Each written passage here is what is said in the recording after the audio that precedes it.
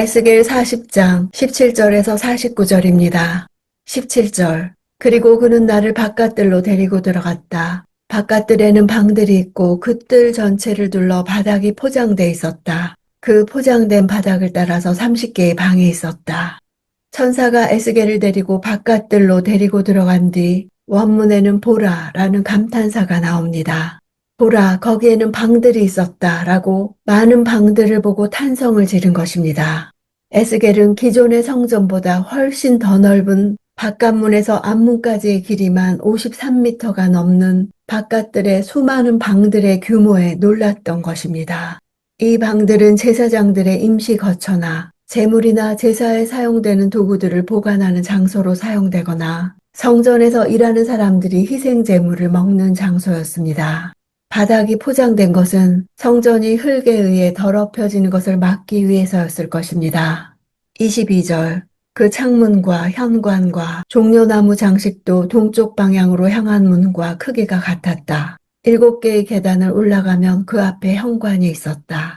외부에서 성전 바깥들로 향하는 동쪽, 북쪽, 남쪽으로 향하는 문과 외부 세계로 연결되는 계단의 개수는 모두 7개씩입니다. 계단의 숫자는 앞으로 계속 나오는데 7개의 계단을 올라 문을 통과해 바깥뜰로 들어서면 8개로 이루어진 성전 안뜰로 들어가는 계단이 또 있었습니다.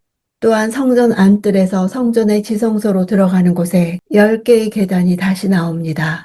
즉 계단은 하나님의 임재의 장소인 지성소로 가까워질수록 많아지고 외부의 지면과 바깥들의 고저 차이보다 안뜰과 지성소의 고저 차이가 더 높습니다. 이와 같은 계단의 개수의 차이로 인한 고저의 차이는 거룩의 등급을 상징하는 것입니다. 하나님께 나아오기를 원하는 자는 누구나 나와 제물을 드릴 수 있지만 사람의 죄가 하나님의 거룩하심을 침범하지 못하도록 하나님께서 계시는 장소와 사람이 제사를 드리는 장소 사이에 높이의 차이를 두어 구별했던 것입니다. 28절. 그리고 그는 남쪽 문을 통해 나를 안뜰로 데려갔다. 그가 남쪽 문을 쟀더니 먼저 잰 것들과 같았다. 동쪽 문에서 시작해서 북문으로 갔다가 남문으로 갔습니다. 지성소가 면한 서쪽은 폐쇄구역으로 문이 없었습니다. 남쪽 문의 구조와 모양과 치수도 다른 문들과 동일했습니다. 그럼에도 한쪽 문만 측량하지 않고 모두 측량했습니다. 천사와 동행했던 에스겔도 그를 따라 모든 문들을 보았습니다. 이는 하나님께서 에스겔에게 성전의 각 구조물들의 모양과 구조와 치수를 직접 관찰하도록 하신 것입니다. 하나님께서는 에스겔에게 환상 가운데서 실물을 보여주셨고 각 문들을 밟게 하셨고 동일한 구조물들도 반복해서 보게 하셨습니다. 이는 4절에서 말씀하신 대로 하나님의 성전을 직접 눈으로 보고 귀로 들으며 마음에 새기도록 하기 위해서였습니다. 이런 직접적인 답사는 에스겔이 새 성전에 관한 하나님의 메시지를 힘있게 전하도록 하는데 큰 도움이 되었을 것입니다. 바벨론의 포로 공동체는 성전이 파괴당하고 성읍은 초토화되었고 성벽은 완전히 허물어진 절망적 상황에서 하나님께서 자신들을 바벨론에서 해방시키시고 새로운 성전을 허락하실 것이라는 메시지를 들을 때 허황되게 들렸을 수도 있습니다. 하지만 에스겔은 새 성전을 보았을 뿐만 아니라 성전의 모든 곳을 두 발로 밟고 다녔고 각각의 치수를 재며 동일한 곳과 다른 곳을 일일이 파악하고 기록하는 은혜를 경험했던 것입니다. 31절. 그 현관은 바깥들을 향해 있었고 그 문기둥에는 종려나무가 새겨져 있었으며 그곳으로 가려면 8개의 계단을 올라야 했다. 안뜰과 바깥들을 이어주는 계단은 8개입니다. 바깥들에서 안뜰로 들어가기 위해 거쳐야 하는 8개의 계단은 안뜰과 바깥들의 약 2.5m 고저 차이를 만들었습니다. 바깥들의 7개와 안뜰의 8을 합한 15라는 수는 성전에 올라가는 노래를 수록한 시편의 120편에서 134편까지의 개수와 일치합니다. 레위인들이 성전의 계단을 하나씩 올라갈 때마다 이 시편을 한 편씩 낭송했을 것이라 추측하기도 합니다. 안뜰의 계단이 바깥뜰의 계단보다 하나가 더 많은 8개인 것은 하나님의 처소인 지성소와 가까운 장소로 나아갈수록 한층 더 거룩해져야 함을 강조하기 위해서입니다.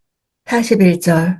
이렇게 문 통로 이쪽에 4개, 저쪽에 4개, 이렇게 모두 8개의 탁자가 있었고 그 위에서 희생제물들을 잡았다. 희생제물을 잡는데 8개나 되는 많은 탁자가 필요했던 것은 그만큼 많은 희생제물이 드려질 것을 예상했기 때문입니다. 이전보다 훨씬 더 큰 새 성전에서 이전보다 훨씬 더 많은 제물이 드려지는 참 제사를 통해 이스라엘 백성과 하나님과의 관계가 다시 온전한 상태로 회복되기를 바랐을 것입니다. 45, 46절. 그가 내게 말했다. 남쪽을 바라보고 있는 이 방은 성전 일을 맡은 제사장들이 사용하는 방이고 북쪽을 바라보고 있는 방은 제단 일을 맡은 제사장들이 사용하는 방이다. 그들은 사독의 자손들로 레위 자손이요 여호와께 가까이 나아가 그분을 섬기는 사람들이다. 문지기들의 방이나 다른 어떤 건물들에 대해서는 전혀 설명을 하지 않았던 천사가 제사장들을 위한 방에 대해서는 자세하게 설명하고 있습니다. 이는 절대 다른 용도로 사용되어서는 안 된다는 점을 강조하는 것입니다. 사독의 자손들이 성전에서 하나님께 드리는 제사를 주관할 것이라는 이 예언은 바벨론에서 유다 백성이 옛 땅으로 귀환한 뒤에 그대로 성취되었습니다. 49절. 현관은 길이가 20규빗, 너비는 11규빗이었다. 현관으로 올라가는 계단이 있었고 문기둥 옆에는 기둥들이 있었는데 하나는 이쪽에 하나는 저쪽에 있었다. 이 두 기둥들은 에스겔에게 솔로몬 성전의 두 기둥인 야긴과 보아스의 영광스러운 면모를 연상케 했을 것입니다. 예루살렘을 멸망시킨 바벨론은 예루살렘 성전의 두 기둥들을 전리품으로 삼아 바벨론으로 가져가 버렸습니다.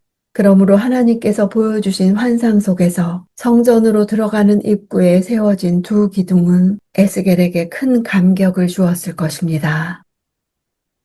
하나님은 죄인인 인간이 하나님 앞에 피 뿌림으로만 나아갈 수 있는 교제의 방법을 정해주셨습니다. 오직 성전에서만 하나님과 인간의 만남이 있습니다. 완전한 회복은 예수 그리스도 안에서 이루어졌습니다.